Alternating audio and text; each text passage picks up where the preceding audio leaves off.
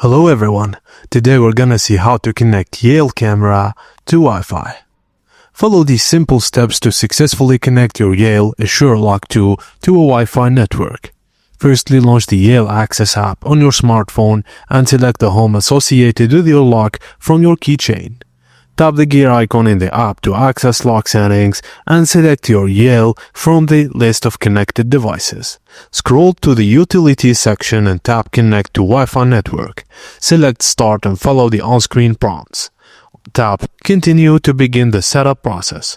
Ensure your phone is connected to a 2.4 Wi-Fi network, and if your phone is not connected on the correct network, tap Use a different network. And tap Begin Wi-Fi Setup.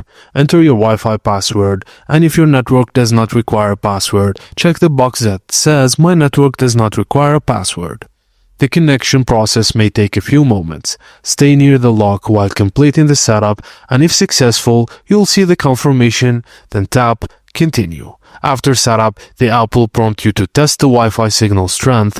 Just follow the instructions to ensure your camera has a strong and stable connection.